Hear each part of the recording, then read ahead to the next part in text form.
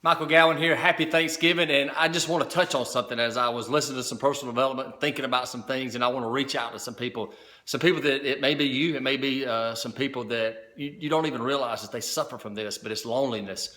And how in the world can New York City have millions of people in it and be one of the loneliest places to live? It's the statistic that I seen that talked about that.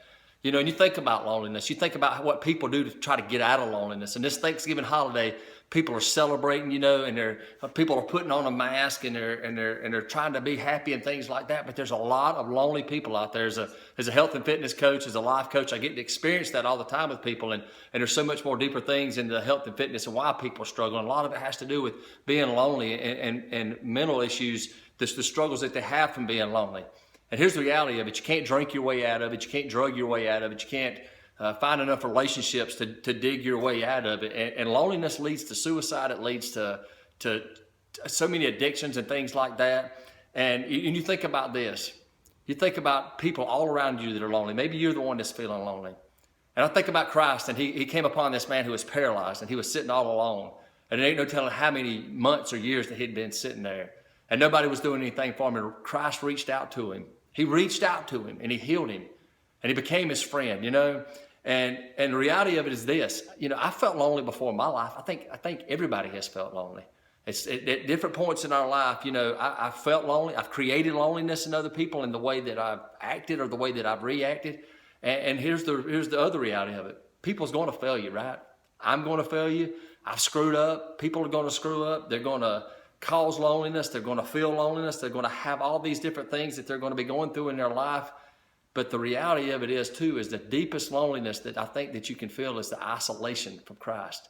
Because when I know that I feel the loneliest in my life, when I've ever felt the lowest and the loneliest in my life, is when I step away from God, when I try to isolate myself from God. Maybe it's a sin that's going on in my life, because I've had several times in my life where, you know, you just so like, oh man, I can't believe I did that. And you just step away from God instead of drawing closer to him.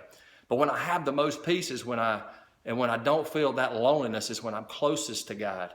The loneliness is not isolated to the rich or to the poor, to the middle class, to the white or to the black, or to any race or any color, any creed. Loneliness touches everybody, every walk of life, every age. And we try to fill that loneliness with everything else. But here's the reality of it. This is what I want to challenge you with. Two things this Thanksgiving holiday.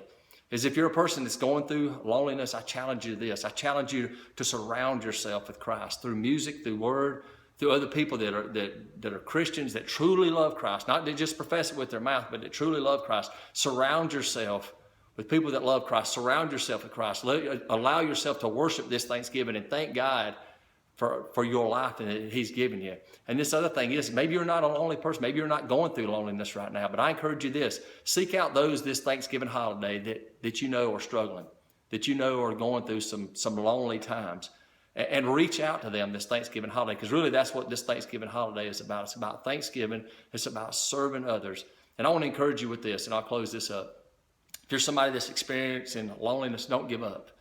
Don't stop fighting for your life.